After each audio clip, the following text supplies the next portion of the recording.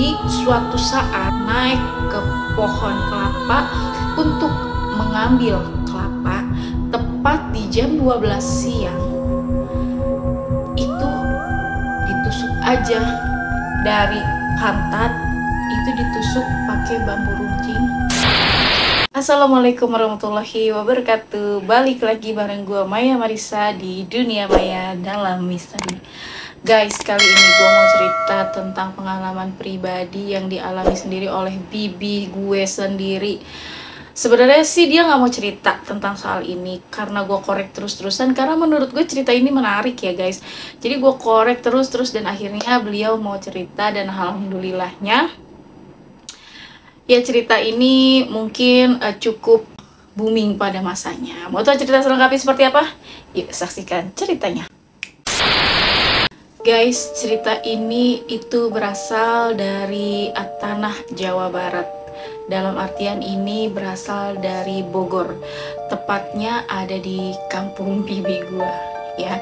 Bogor tuh agak-agak pedalaman gitu loh guys. Jadi zaman dulu tuh emang susah sinyal. Tapi kalau sekarang alhamdulillahnya seiring perkembangan zaman, ya alhamdulillahnya daerah itu jadi rame lagi guys.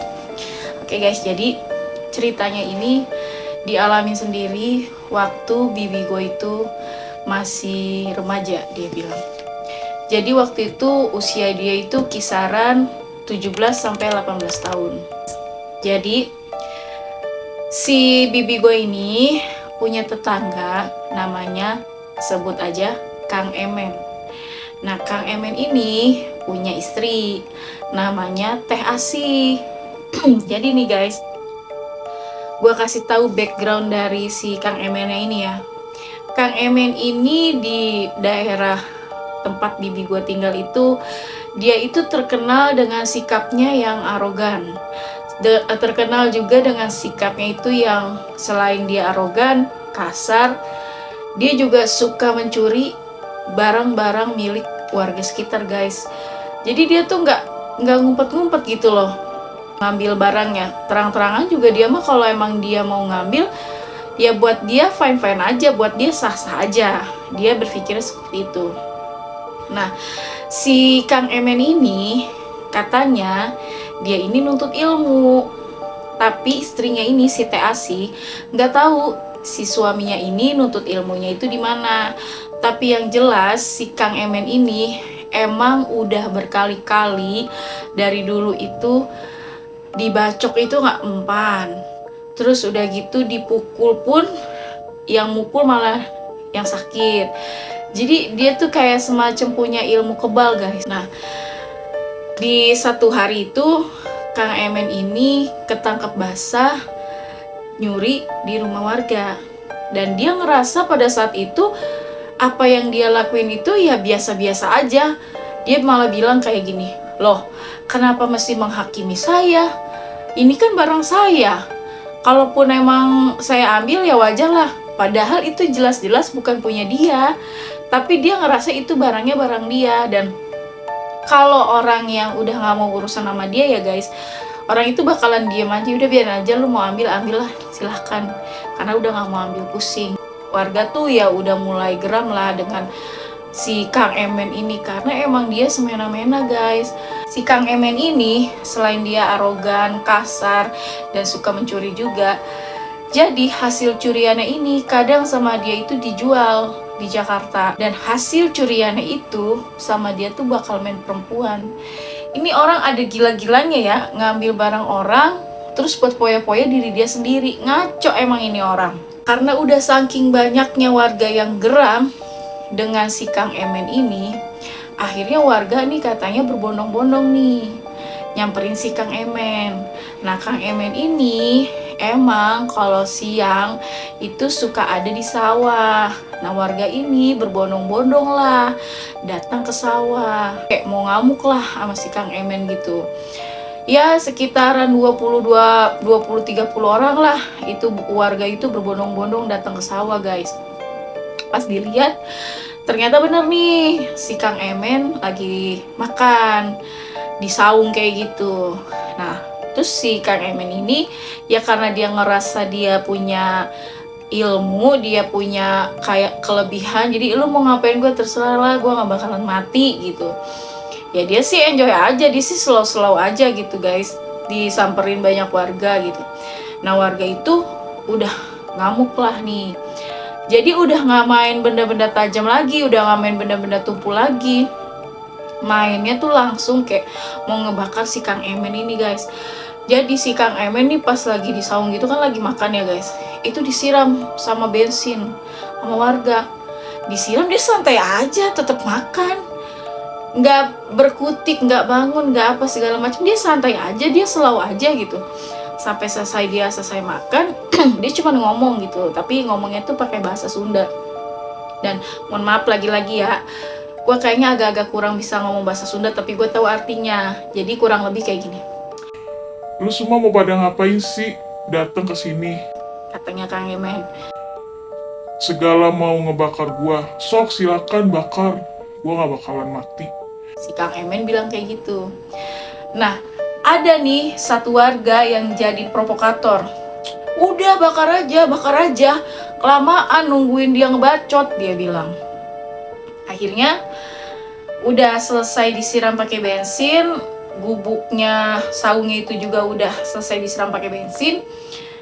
Mulailah si Kang Emen ini dibakar guys.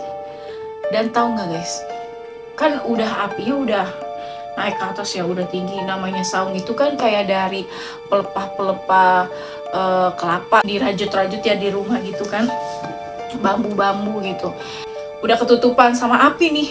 Tiba-tiba itu Kang Emen pegangan tiang yang ada di saung tersebut, terus dia dengan santainya dia jalan, dia turun, padahal posisi dia tuh dari kaki sampai ke kepala itu semuanya berapi, dan dia tuh nggak ada dia ngamuk, nggak ada dia berontak, dia santai aja jalan. Sampai pas di tengah-tengah sawah dia cuman kayak giniin badannya, set terus semua gini, tuh apinya berhenti dan hilang sekejap dengan sendirinya. Dari situ sontak ya warga itu kaget, karena si Kang Emen ini susah untuk dimatiin gitu loh guys. Dia punya ilmu apa gitu? Si saungnya itu udah kebakar habis, udah kebakar angus, sementara Kang Emen cuman ketawa doang. Ketawa jahat gitu loh guys, ketawa jahat kayak ketawa puas gitu kan, kayak lo mau ngapain sih, lu ngebakar gua, gak bakal mempan, lu sakitin gua, lu mau bunuh gua pakai pisau dan benda tajam sekalipun gak bakalan mempan gitu. Dan itu bener guys, nyata tubuh dari si Kang Emen ini bener-bener pure bersih dari luka bakar sama sekali. Gila, ini kalau bisa dibilang ya, ini ya definisi orang yang tekbal, definisi punya 9 nyawa. Lu cinta Luna aja makalah nih kalau begini caranya ya. Setelah dari kejadian itu, si Kang Emen cuma bilang, udah lu pada bubar. Akhirnya warga ya langsung kocar-kacir lah pulang, karena satu dari lain hal ya, dia takut muka dia tuh ditandai nama si Kang Emen gitu. Dan itu jadi perbincangan hangat di warga sekitar, sampai kedengeran ke kampung sebelah.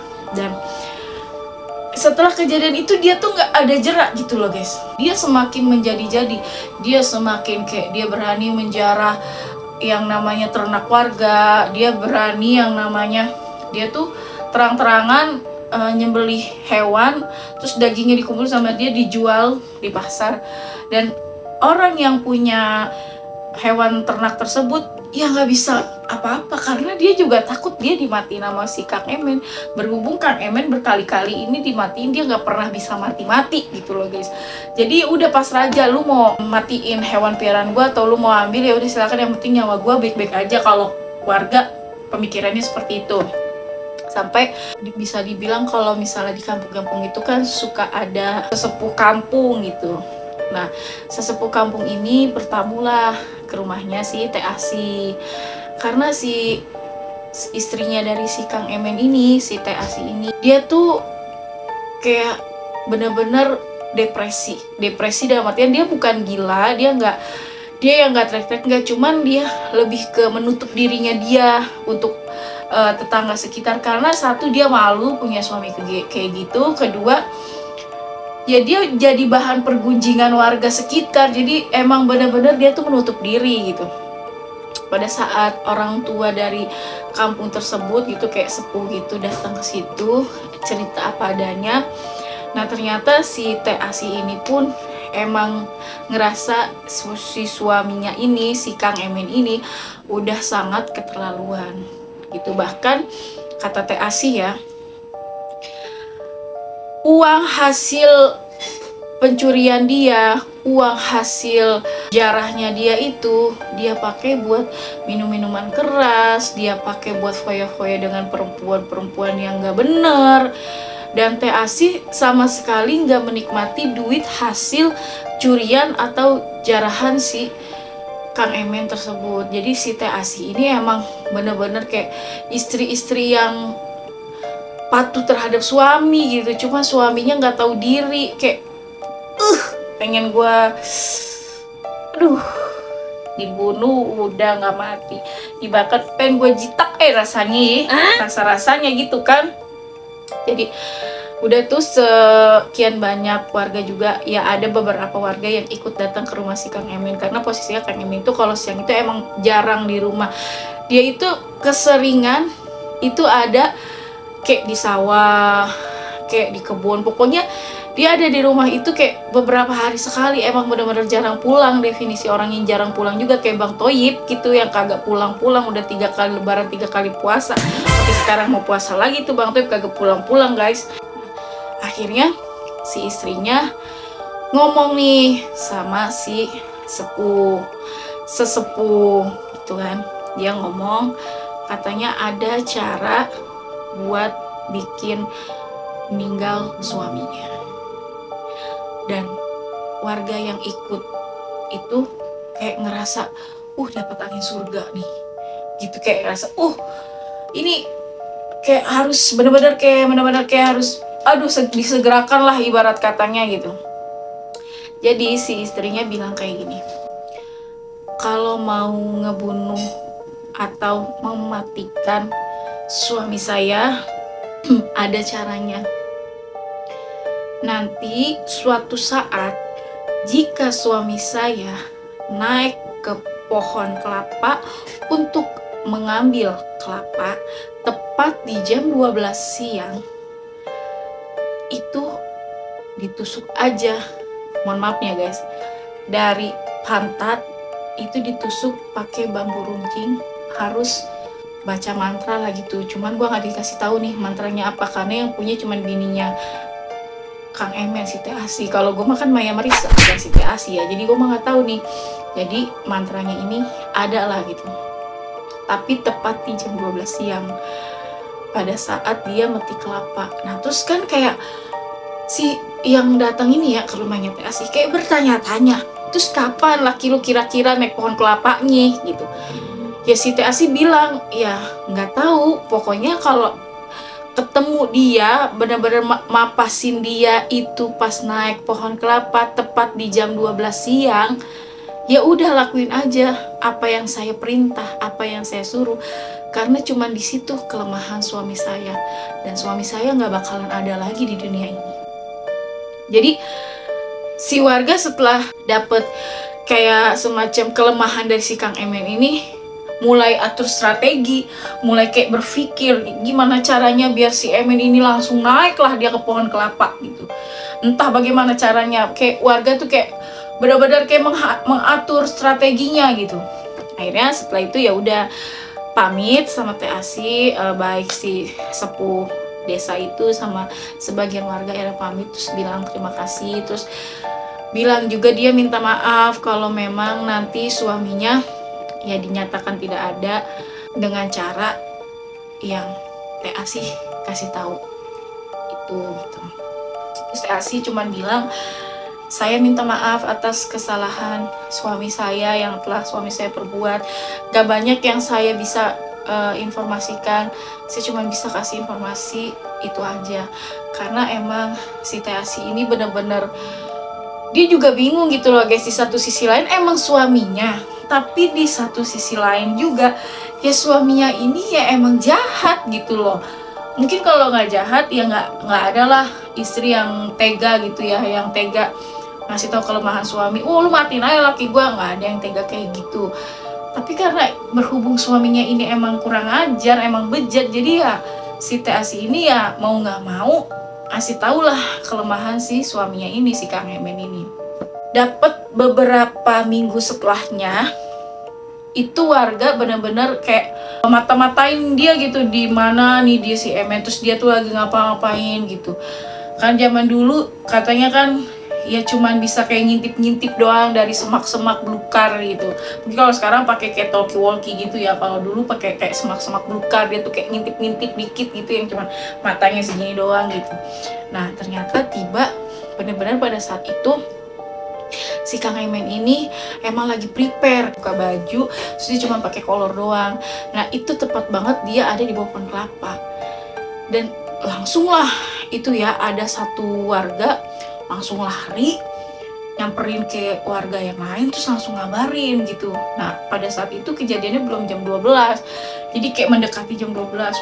Warga excited banget tuh, bikin bambu runcing macam kayak mau perang tahun 45 gitu, pakai bambu runcing segala. Aku bingung ya, ini si Emen ini titisan Belanda apa bagaimana gitu ya, matinya pakai bambu runcing dia. Ternyata bener guys, si Kang Emen ini pengen naik ke atas pohon kelapa. Ditungguin tuh sama warga di bawah. Gue merinding ya rasanya. Pas dia naik ke atas, posisi dia di atas, ternyata pas banget jam 12 siang, itu pas azan.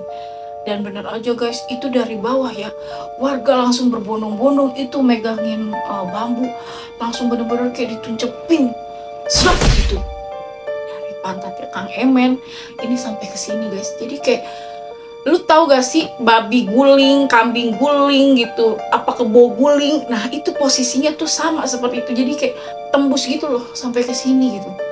Dan itu dia benar-benar kayak udah mati. Jadi pas udah ditusuk itu, dia langsung kayak plek gitu, terus kakinya juga langsung plek gitu, yang langsung kayak geplek apa sih, kayak ke bawah gitulah gitu. Akhirnya diturunin sama warga. Dan bener guys, di situ dinyatakan si Kang Emen ini meninggal. Dan ya udah tuh akhirnya ya warga ya beramai-ramai bahagia. Pada saat itu baru kali itu dia ngeliat ada orang meninggal. Itu bukannya bersedih, tapi kayak bersorak ria gitu, kayak menang banget dah ini ya pokoknya gitu. Kayak bener-bener definisi yang ibarat katanya tuh kebahagiaan yang hakiki lah menurutnya warga.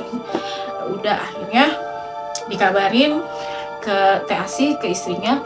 Tapi Asi nggak nangis sih, cuman ya sudah, dia bilang tolong kuburkan jenazah suami saya secara layak, sama halnya seperti orang-orang meninggal pada umumnya. Si Asi cuman bilang kayak gitu. Akhirnya bener nih guys, sama warga dikuburlah nih si Kang Emen. Udah dong, dipikir warga clear, karena si pengrusuh yang ada di kampung bibi gue itu udah is dead, udah innalillahi, udah wafat, udah nggak ada lah ibarat katanya. Warga tenang nih. 1 hari setelah pemakaman dia, ternyata itu nggak tenang guys. Jadi pocongnya si Kang Emen ini itu neror semua warga yang emang berbondong-bondong udah bikin dia wafat. Kayak Kang Emen ini tuh tiba-tiba tuh ya membabi buta pocongnya gitu.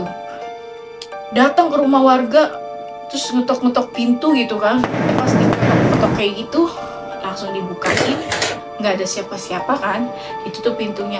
Nah pada saat dibuka itu ternyata pocongnya Kang Emen itu masuk ke dalam rumah. Dan pas ditutup, dia langsung pas belok gini, dia langsung ada di belakang. Mukanya itu muka orang kesel, muka orang marah. Terus pocongannya itu guys, itu kainnya itu bukan warna putih atau krem. Jadi perpaduan antara merah, hitam, sama kayak krem itu. Jadi kayak apa sih, kayak dibilang pocong gosong atau emang pocong yang punya emosional yang gimana gitu kan. Jadi tuh bener-bener kayak dia tuh kayak ngasih tahu diri dia tuh kalau dia tuh marah gitu, dia tuh kesel gitu. Dan akhirnya ada beberapa warga yang emang pas ketemu pocong si Kang Emen itu tuh jatuh sakit. Dan bukan cuman malam aja guys, jadi pocongnya Kang Emen ini mau pagi, mau siang, mau sore, mau malam, dia tuh akan tetap keluar gitu. Dan lebih parahnya lagi ya guys, dan dia itu bisa kayak langsung melukai, bukan melukai yang jambak yang segala macam, tapi dia meludahkan warga. Dan kalau udah kena ludahnya si Kang Emen ini, warga itu udah susah untuk diselamatin. Seketika badan dari si warga ini, dari orang yang udah kena ludahannya si Kang Emen ini, dia tuh pas hari ketiga itu badannya akan timbul kayak gatel-gatel gitu, kayak nanah gitu, dan timbul bau busuk yang sangat menyengat. 7 harinya pasti nggak ada. Dan itu sampai beberapa warga itu ngalamin kayak gitu, dan akhirnya sampai juga beberapa warga itu yang emang bener-bener innalillahi karena ludah pocongnya si Kang Emen ini guys. Jadi bener-bener waktu hidup aja dia tuh udah jahat ya, sampai dia jadi poci aja dia sampai jahat juga. Masya Allah Robi, bener-bener ya ini orangnya. Sampai nih ya kepala desa, dia tuh kayak mencari tahu di mana ada orang pintar, termasuk ustadz juga dicari. Dan katanya si pocongnya Kang Emen ini sudah menelan hampir 14 warga kampung di dekat rumah bibi gua, dan itu semua meninggalnya pun sama gitu. Jadi kayak hidup meresahkan, mati pun lebih meresahkan gitu loh guys. Jadi akhirnya dicari tahu lah gitu, sampai pada akhirnya pas dicari tahu ternyata ada satu lagi kelemahannya si Kang Emen yang harus bener-bener dijalanin gitu. Jadi Kang Emen ini meninggal pada hari apa, terus udah gitu dia itu lahir pada hari apa, terus udah kayak gitu dihitung tuh antara hari lahir sama hari meninggalnya dia. Terus nanti hitungannya itu ketemu di tanggal berapa, di hari apa, di jam berapa. Nah katanya kuburan dari si Kang Emen ini harus ditanemin yang namanya nanas, pohon nanas. Jadi bukan cuma satu pohon nanas yang ditanemin. Jadi kan kuburan kayak gini ya, agak panjang.